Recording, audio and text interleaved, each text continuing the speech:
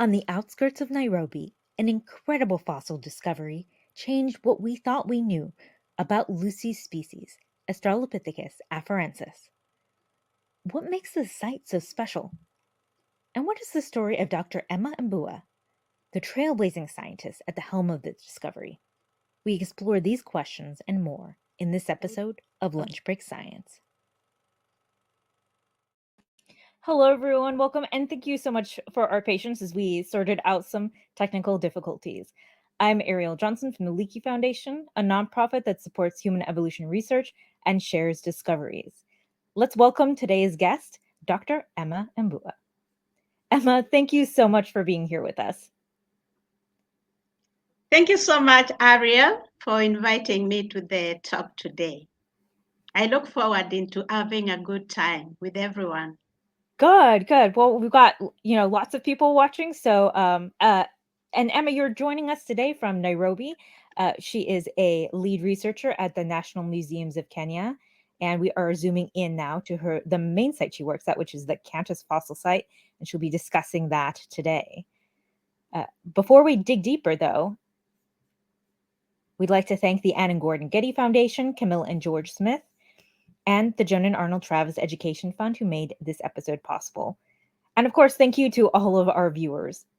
We love hearing from you. So if you're watching live, drop a comment or question for Emma in the chat. And if you're watching the replay, let us know what you want to learn more about. So Emma, we are just thrilled to have you here during Women's History Month. Your achievements as the first East African woman paleoanthropologist are remarkable, and we are truly honored to have such an inspiring scientist on the series. What does it mean to you to break down barriers and pave the way for future generations of women in this field? It has been a tremendous milestone for me as an African woman from Eastern Africa to venture into paleosciences.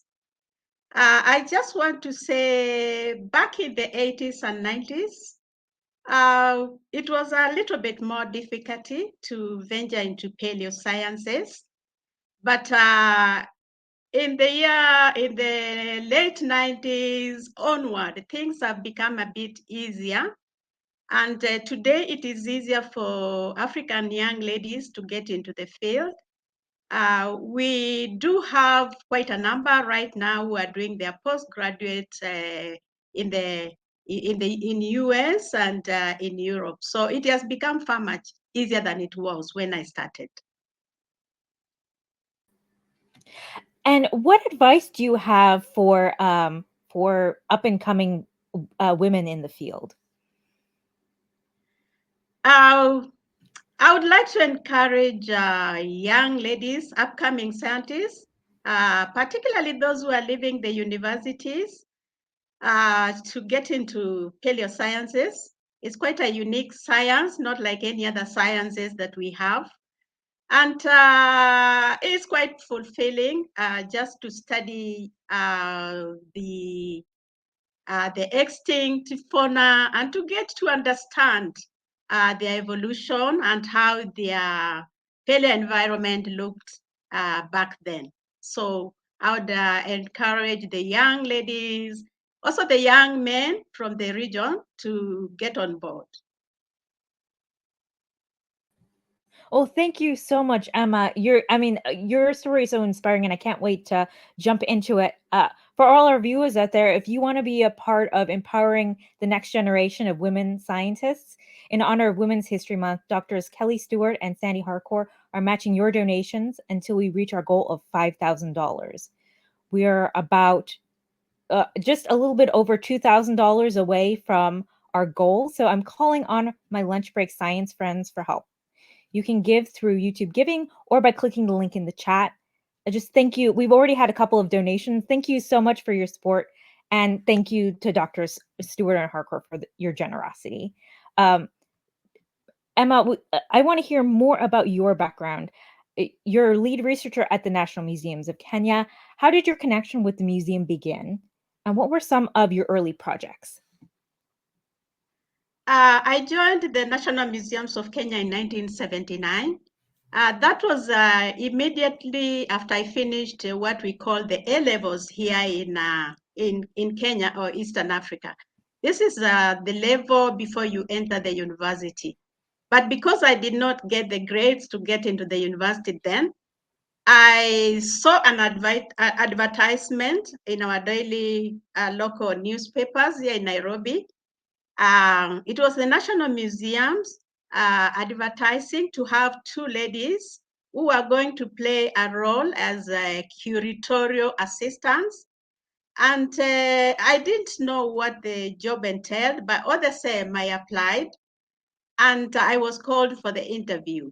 I remember they wanted 9 ladies. They were specific. They wanted ladies for the job. And therefore, after my application was submitted, I was called for the interview. After my interview, I want to say it was only then that I got to know exactly what I was going to deal with, fossilized animals. And my job was to curate all the new fossils from the field, because back then we still had people going to the field and bringing back lots of fossils. So myself and my colleague, Dr. Alfreda Ibui, whom we joined the National Museum at the same time, our job was to curate the new fossils and to share them, and then to assist the visiting research scientists into accessing the fossils for study. So that was the description of our work back then. Yeah, I also was fortunate to participate into several field expeditions. Here we are in Kubifora with me, Leakey. They took us up there just to have a feel of what goes on in the field. And this year was 1980. And here we are just departing of our field excursion. These little girls are Miv's daughters, Louise and Samira, and of course, the rest of the crew flying, boarding the aeroplane back to Nairobi in 1980. So this photograph here, Mr. Kamoya Kimeu is sitting down, and near him is Bernard Ngenyeu, and myself and Dr. Ibui. This is me, and this is Dr. Ibui, collecting fossils at a specific site in Kubifora. I want to see that photo again because that is so epic. Because they are, I mean, it's such an epic group of such amazing scientists, and it's so fun to see such an early photo.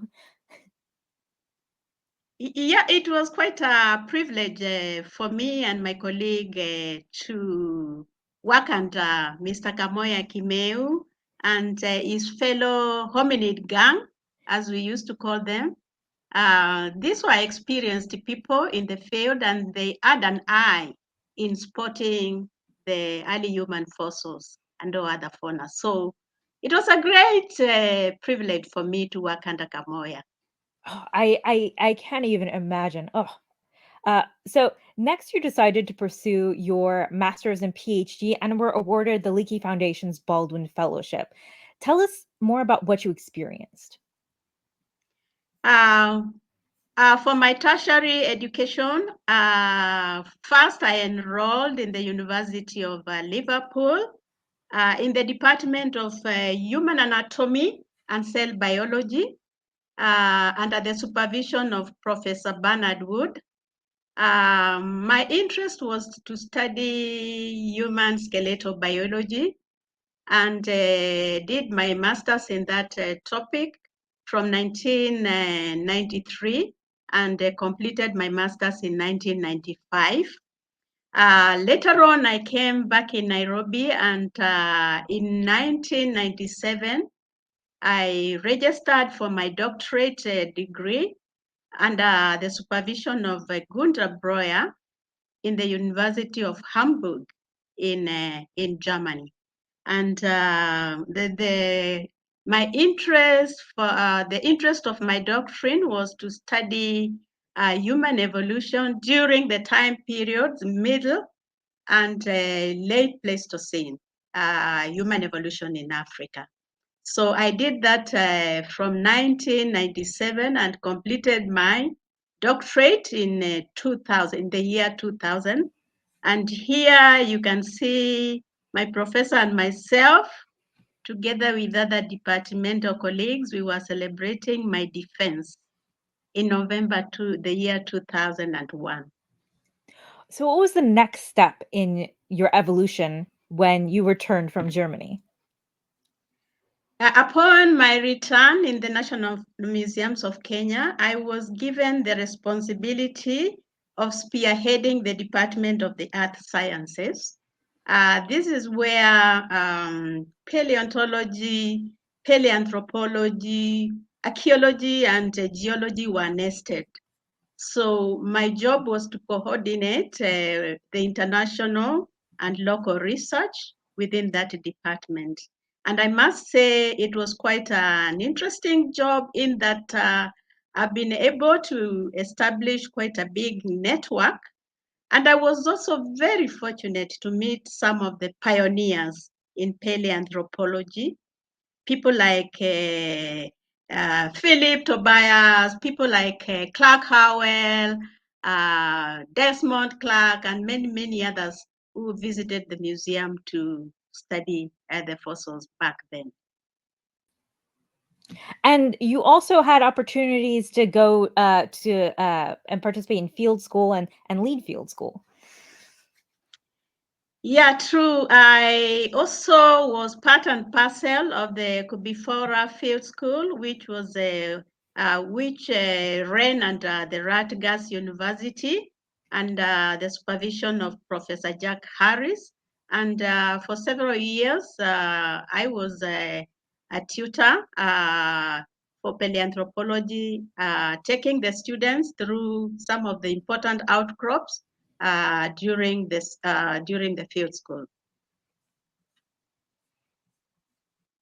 I also was very fortunate to undertake a course in geology and the late Professor Frank Brown.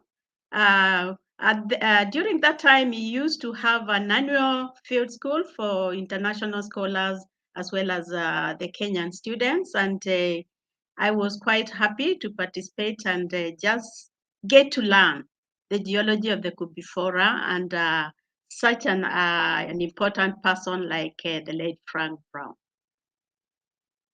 And also, I was also fortunate to accompany me and our colleagues to some of the expedition fossil surveys and expeditions in Kubifora. And the photo which you have just seen, we were out with me, Fred Spoor, and Matt Skinner in some outcrops in Kubifora. So this was a research expedition. And then you got introduced to Kantis Fossil Site. What made the Kantis Fossil Site stand out as an exciting place to excavate? Kantis Fossil Site, or as I call it, KFS, is a site which is very, very near the city of Nairobi.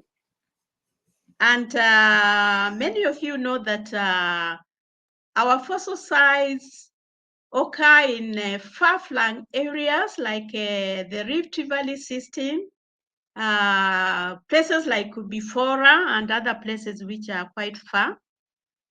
But Kantis is just within the suburbs of Nairobi, and that is what makes it quite special. It's the logistics are quite minimal in arranging an expedition to that site. And most of the time when I'm there, I'm shopping in the supermarket. So we are eating fresh food. Unlike, if you undertake an expedition to sites which are in Kubifora. Thank you so much, Emma. I think we're all excited to hear more about Kantis Fossil Site. Before we turn the virtual floor over to Emma to learn more about human evolution, amazing research going on all over the world, and the latest discoveries, start by subscribing to our channel and turning on the notifications so you don't miss a thing. Now let's hear more about Kantis Fossil Site. Okay, can you see me? Yes, we can see you. Perfect. Okay. You're all ready to go, and I will see you on the other side of your presentation. Thank you again so much. Okay. Thank you very much. I want to say, as I said, this fossil site is a Pliocene site on the outskirts of Nairobi, located very near the Gong Hills. And also it's a site which is outside the Rift Valley system. As you know, most of the paleontological and most of the archaeological sites, they occur on the Rift Valley floor. But Kantis is one of a few sites which occur outside the Rift Valley system, particularly on the eastern escarpments. And the site was reported to me in the year 2009. And work at the site, we've been able to date the site to between 3.3 and 3.6 million years. So to give you the location relative to other East African sites like Kubifora, Lothagam, and Latoli, here is the position of Kantis Fossil Site on the Google map. And below here, I have another map which also indicates the location. If you follow my cursor, this is where Nairobi City is, and the museum, National Museum, is in the same direction. And then Kantis Fossil Site is about 25 kilometers from the city center along the Magadi Road. For those who have been down to Ologesaile, the site KFS is along Magadi Road. And here is a little bit of the photograph, just giving an impression of the fossil-bearing sediments, the way they look.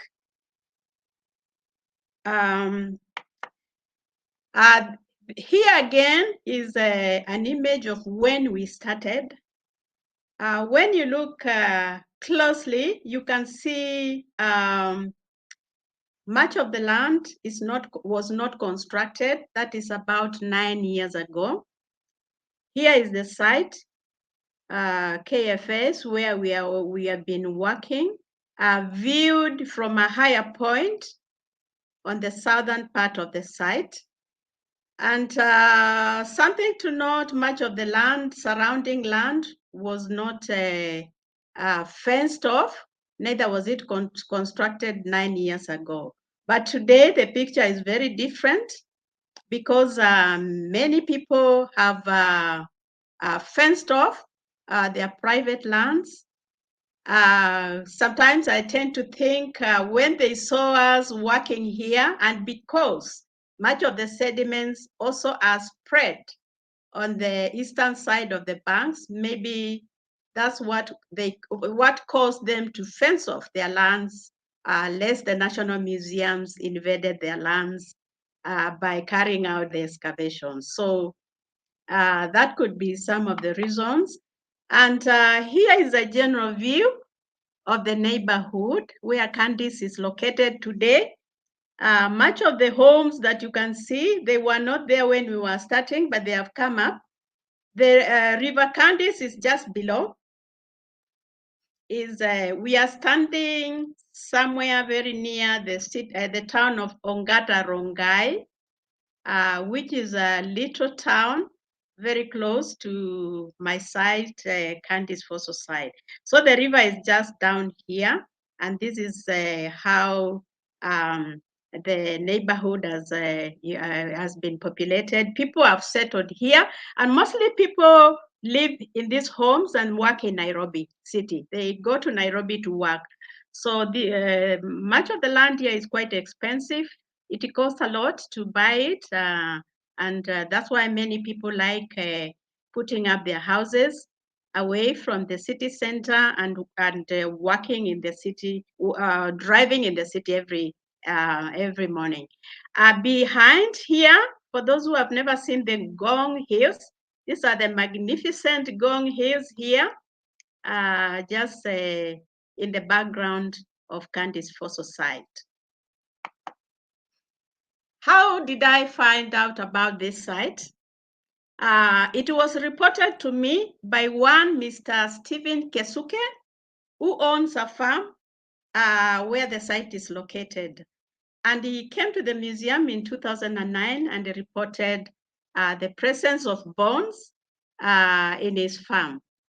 At the time when he reported, he said that since they were young, they always came across such fossilized bones on the dry riverbed.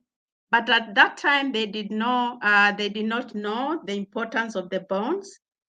And it wasn't until in the 90s when, after they had seen lots of documentaries in the fields of paleontology, which were at that time aired in our local media, that they were able to understand the importance of the bones which they had seen all along.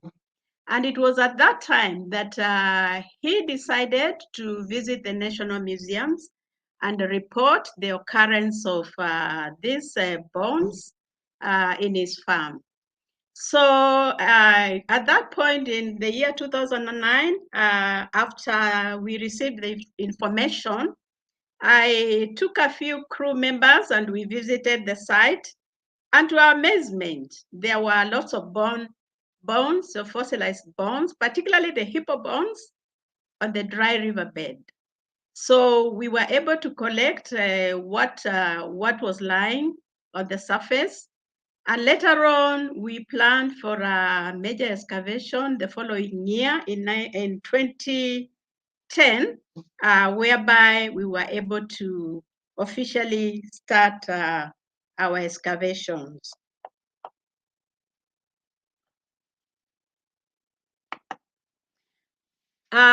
I just want to talk a little bit about the depositional environment, how the sediments were laid out in Kantis.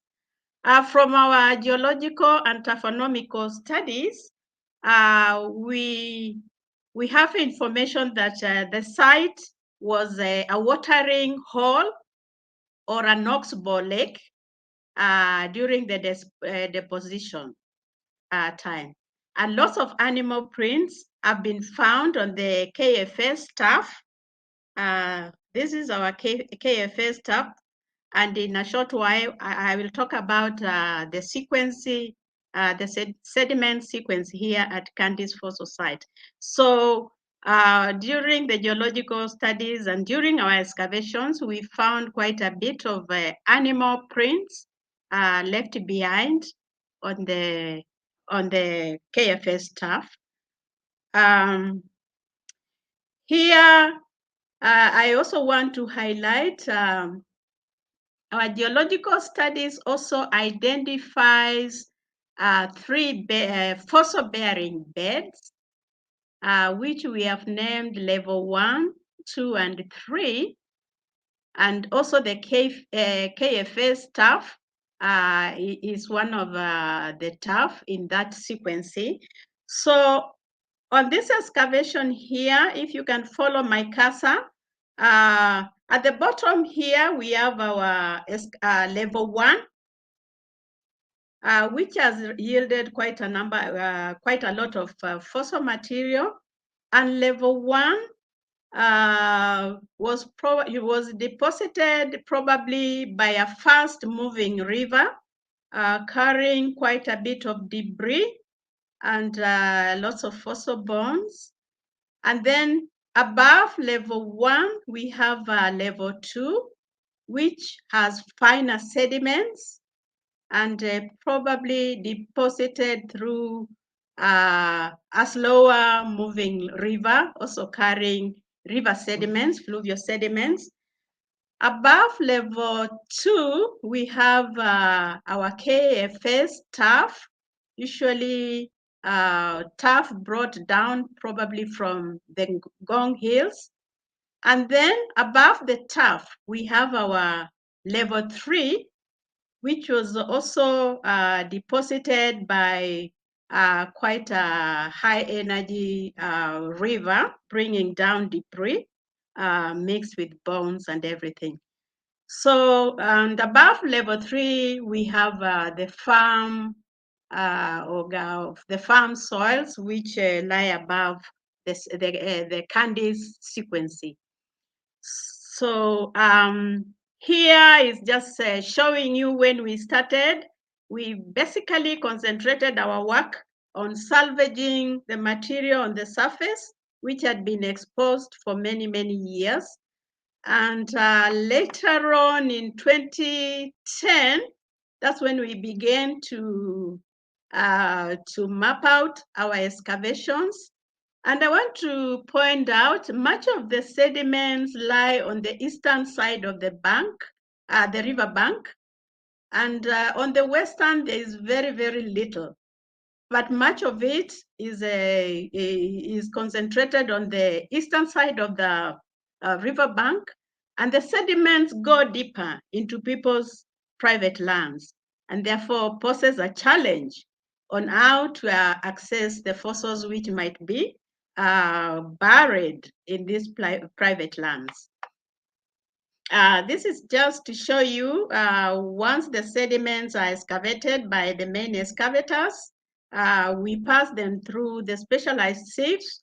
For those who are in paleontological research, you know this activity, which is very important for recovery of microfossils and any other smaller animals.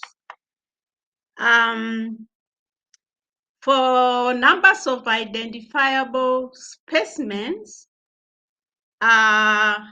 according to our beds or the layers which I've already talked about, layer 1 to 3, our results of collection and our taphonomical analysis have indicated that there is consistent taxon distribution across the layers, layer 1, 2, and 3. And also all size classes are represented. And also the number of identifiable counts are dominated by dental remains because basically, as all of us know, the teeth tend to preserve better than other limb bones. And then due to the high velocity of the depositional river, we have a large volume of unidentifiable fragments of bones. And this, we collect much of it and bring it to the national museums and for future TAFO studies. Here, I just want to present some of the results of the kind of specimens that have been recovered from Kantis Fossil Site. Before I go to that, I want to move back to these charts, and I just want to point out the hippos, have the highest percentages from the 3 levels that I've talked about. For example, in layer 1, in bed 1, the hippos account for 37% of all the total fauna, and that one is followed by bovids and suids. Of course, there are other insignificant groups of animals found in level 1. And we can also see that level 1 produced quite a bit of, the largest number of fossils as compared to the rest of them. In our layer 2 or level 2, the hippos still, account for the highest number, followed by bovids again. But something to note here, we begin to see lots of primates. As I said, the sediments in layer 2 are far much finer as compared to level 1 and 3. So we begin to see quite a number of primates.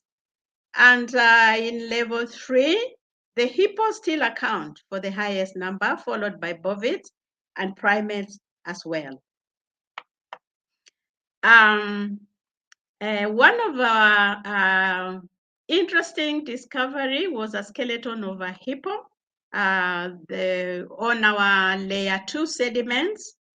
And it's quite a very important component of our fossils, which have come from Kantis Fossil Site, because it was associated with the skull, which I've just shown.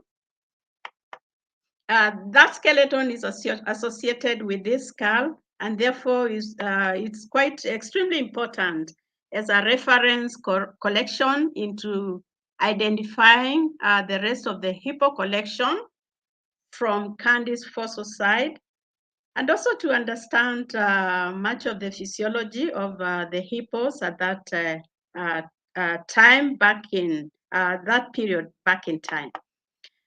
And then, our highlights, of course, is the remains of Australopithecus afarensis that we were fortunate to collect in the year 2012. There are just a bit of fragmentary remains. Here, the most important part is a canine, which compares very well to the canines from Latoli in Tanzania. And here we have the lateral view of the canine as well as the frontal view. I have these two baby teeth. Excuse me. Yeah, we were also fortunate to collect remains of two young babies, and they don't come from the same side of the jaw. That's why we knew they represented at least two individuals. And it's the same thing here. It's the same photograph repeated there. And then finally, we have the proximal ulna, which compares very, very well with the ulna from the Hada in Ethiopia. And in the later part of our expeditions, we have been fortunate to find several other hominid remains, which are under preparation, and we plan to put them under description in the near future.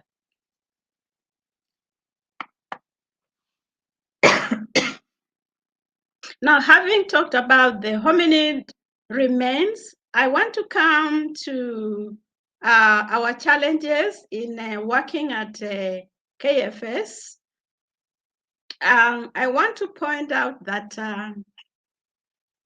since work started, and as I indicated when I started this talk, the land surrounding the site was quite empty, although we knew the land belonged to some private owners.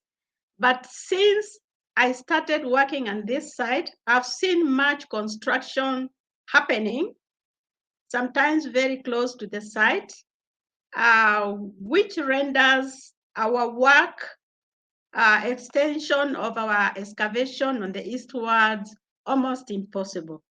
As I said, the fossil-bearing sediments goes deeper into the private lands, but we are limited in how much we can dig deeper into people's private lands.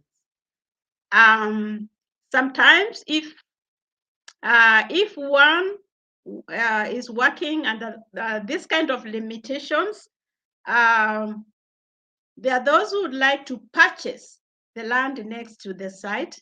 But as I said, this is a Nairobi suburb, and the land is quite pricey, and it might be almost impossible for us to acquire land so that we may be able to extend our excavations.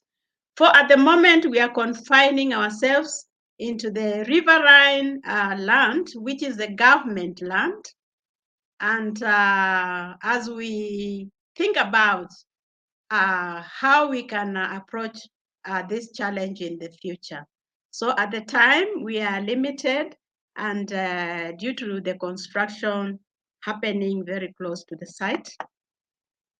Other challenges are about rain and the river swelling. As I said, our site is very close to the river, and sometimes we are abruptly caught by the rain when we are in the field, particularly when it rains upstream near the Gong Hills. Usually, we do not like doing our excavations during the rain season, but there are times when we go when it is dry, and sometimes it rains upstreams and we are caught up by the river waters because our site is downstream. Here again is an image of a swelled up river with an excavation which we abandoned at this time. These are other challenges with our vehicles on the small paths where we come down the river. When it rains like that, we get lots of problems with our vehicles. And lastly, here is our break time, having a cup of tea. We usually have some short breaks whereby we gather here, have a cup of tea or have our meals, which are specifically prepared in the field. And here is the crew in the end of the season 2017. Here is everybody who worked with me in that period. And this is where we are standing, is one of our expeditions, excavation, which we had taken down to the basement rock.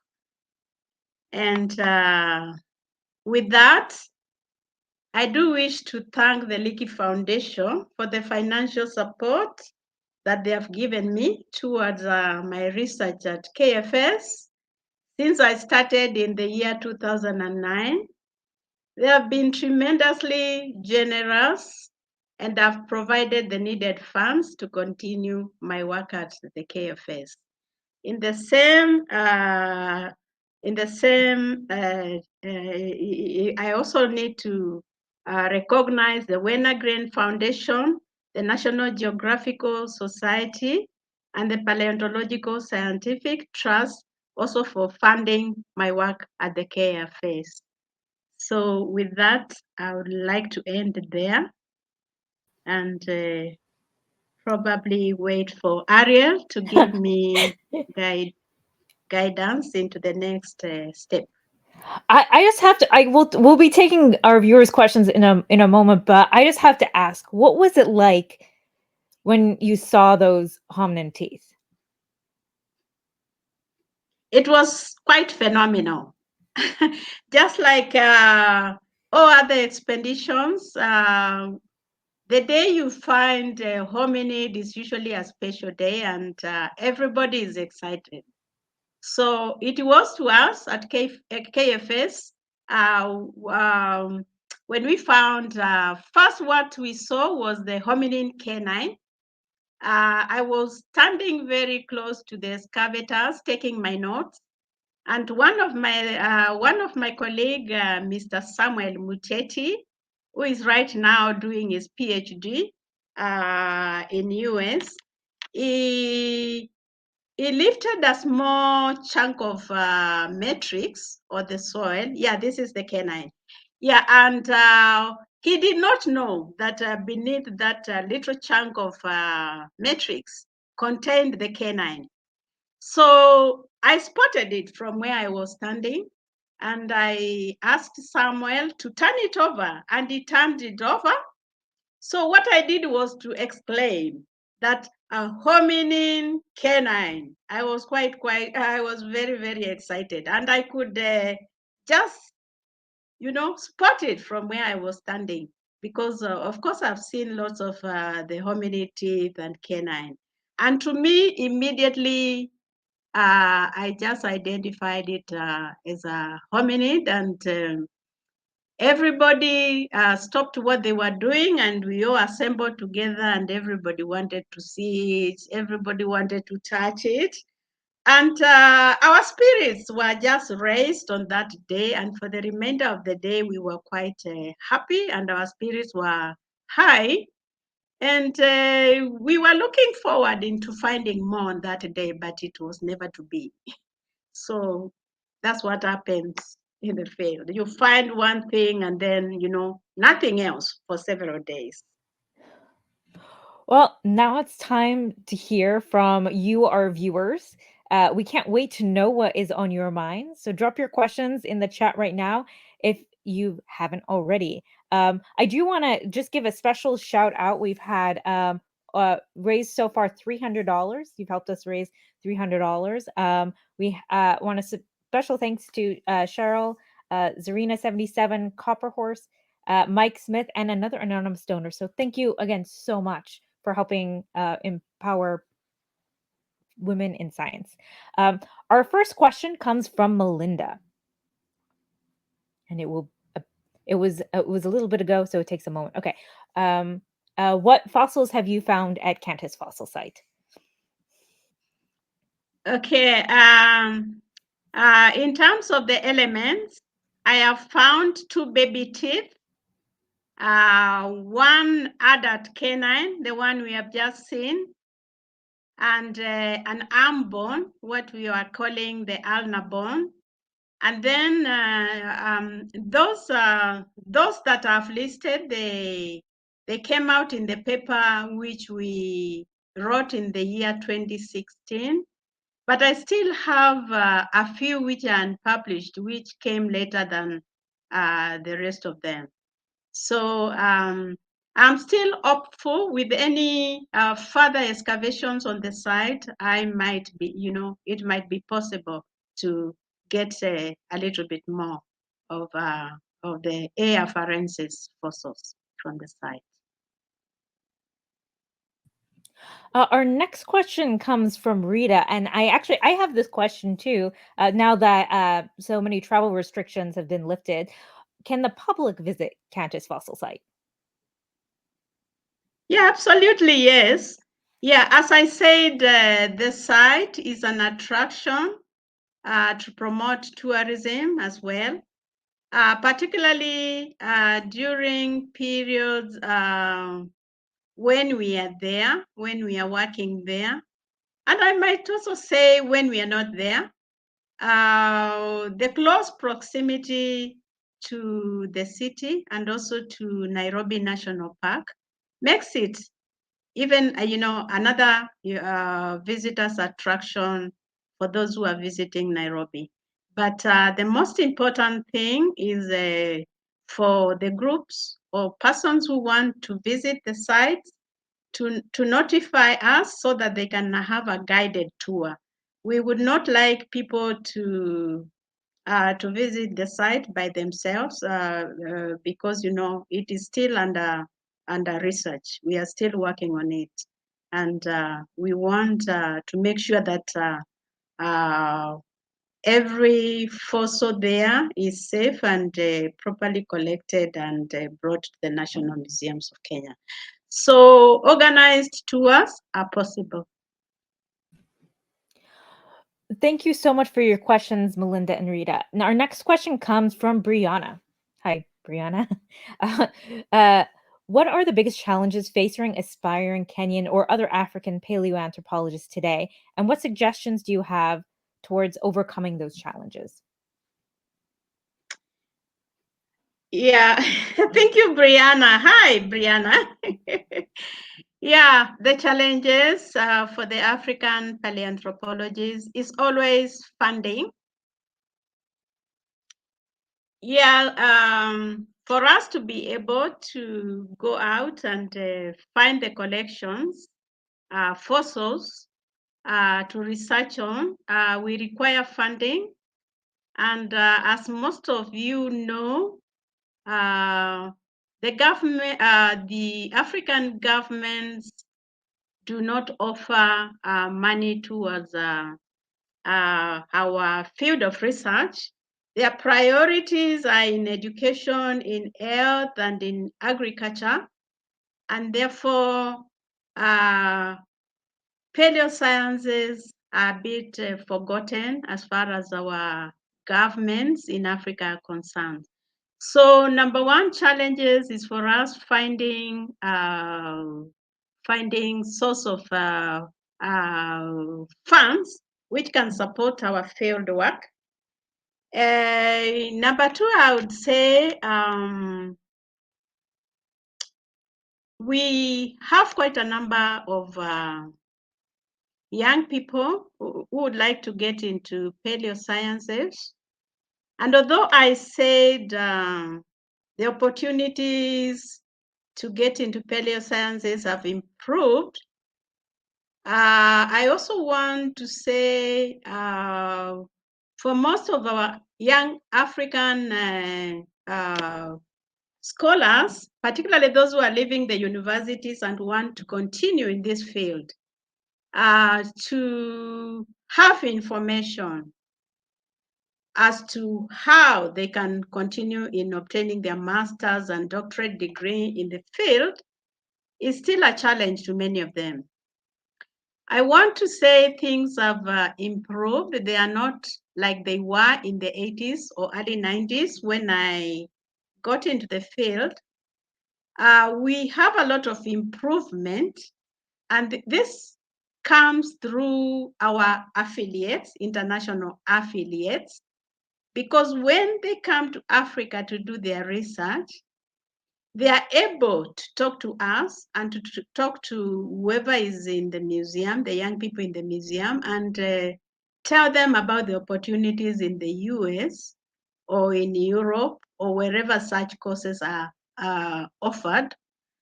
So I would say things are getting a little better, although the challenge is still there about the information on where to get the training. It's basically the training. But for people like me and anybody else who know about the existence of these opportunities through our affiliates, we are able to mentor the young ones and tell them how they can apply and get some of these scholarships, which occur in the universities, most of where our affiliates come from. So the other thing is to do with the job opportunities. The field of paleoanthropology in Africa, mostly you can work in the museums or you can teach, and therefore the job opportunities are still quite small. They are quite limited once you are trained in this field. So those and many other challenges, I believe, are what I can talk about right now. Well, I also just want to say, please, if you're looking for research grants or scholarships, please visit the Leakey Foundation's website and check out all of our different programs. Definitely, please do that. We have so many questions, so I'm going to jump right into the next one, which is from Pete. Regarding genetic Eve, could Emma explain to a layman how we can be sure a particular haplogroup came from one single female and not two that shared that haplogroup? That's quite a challenging one because I'm not in the genetics, but well, we'll have to have a geneticist. But it's a good question. But yeah, go ahead. I'm sorry, Emma. Yeah, I can only comment on what other people who have done the work have said. And what I know is that 200,000 years ago, our genetic diversity can be traced back to that particular person or woman in Eastern Africa. I'm not conversant as to whether they were true, but there's quite a wider consensus that it was a single woman living in Eastern Africa around 200,000 years ago. And as I've said, I'm not an expert on the genetics, and therefore I would probably leave the question to be answered by maybe somebody else who is more conversant with the genetic details of our lineages. Thank you. Great question. And for a future episode, our next question comes from Squirrel Master. It was a little bit ago, so it takes a moment. So afarensis have never been found in that location before. Yeah, the discoveries in KFS were the first in Kenya. We know there is the occurrence of afarensis in Ethiopia, in Hada, in Dikika, and several other sites there, and also in Tanzania, in Latoli. But although several claims had been done for the occurrence of afarensis in Lake Turkana Basin, there has never been quite a consensus as to what some scholars call afarensis in Lake Turkana. But I would say the Kantis Fossil Site, since it is 3.5 million years, and since the canine, looking at the canine, is quite similar to what we find in both Latoli and Hada, we can say for sure Australopithecus and afarensis also roamed this part of Eastern Africa. If they were in Ethiopia and Tanzania, it's also possible that they roamed in this region in Kenya. So I'd say yes, it is the first discovery in Kenya. Our next question comes from Stephen. It takes up. There we go. Is there any non-institutional volunteer programs or opportunities? Example, he would love to be part of the team doing anything at all and fund himself.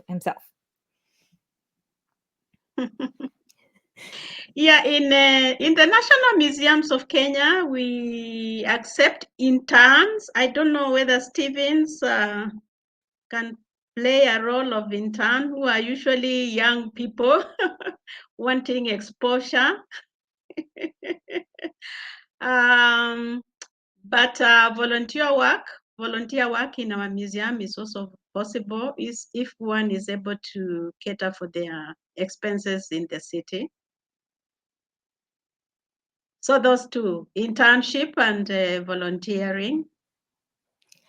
Our last question comes from Dennis, or at least the last question we have time for today. Have you completed a detailed survey of the river surrounding the site? This is a wonderful, wonderful question.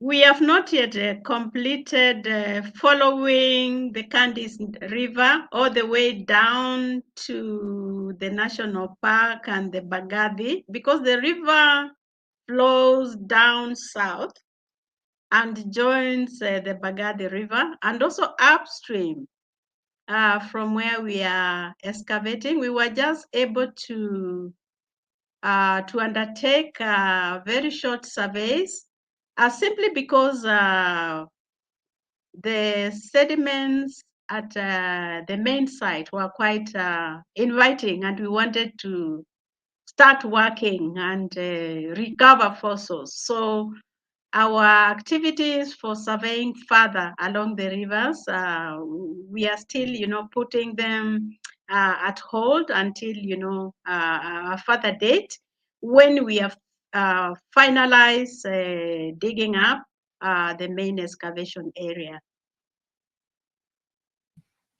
My last question for you is, it being Women's History Month, are there any women who've inspired you in your career?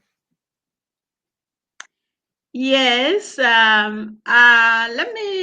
many wonderful women who have been in this career in the early part of in the 20th century, also part of the 19th century. And I want to single out Mary Leakey for her dedication in working at Old Vi Gorge and into finding the Paranthropus skull in 1959, and also for finding the trail of footprints at Latoli, as well as the fossils which come from Latoli. And of course, I'm talking about Australopithecus afarensis from the Latoli. So yeah, I would say Mary Leakey inspires me quite a lot. And of course, as I say, there are many other women in the field today, and those who are there are no longer there, those who inspire me. And would like to call upon the women in this field to continue with what they're doing, because each one of us is doing an excellent job in whatever area we are dealing with. That I could not have been better put. Thank you so much, Emma. I know that you have inspired a lot of people watching today. Thank you very much, Arielle. It was a wonderful sharing with you my work in Kantis. And thank you for organizing this, and thank you for the invitation. And on my behalf, please thank the Leakey Foundation trustees and everybody else for the support they have given me over the years. Oh, absolutely. Um, uh, Coming up next during April and May, we'll be serving up some of our best episodes from the Lunch Break Science archives while our team cooks up some new episodes starting in June. Subscribe and click notifications so you don't miss a thing. Thank you all for taking a break from your day and feeding your brain with the Leakey Foundation. Until next time, stay hungry for knowledge. Okay, bye-bye. Bye. Lunch Break Science is brought to you by the Leakey Foundation. Oh, and made possible by the generous support of the Ann and Gordon Getty Foundation, Camilla and George Smith, the Joan and Arnold Travis Education Fund, and viewers like you. Show your support of Lunch Break Science by subscribing, giving us a thumbs up, sharing, and making a donation to help us create new content. For Women's History Month, Doctors Kelly Stewart and Sandy Harcourt are doubling your donations until we reach our goal of $5,000. Click the link in the chat or donate through YouTube Giving or visit leakeyfoundation.org/donate. Still craving for science and can't wait till the next episode? You can feast on the Leakey Foundation's content library with past episodes, origin stories, our podcast, our lectures, and more. Thank you for tuning in, and see you next time.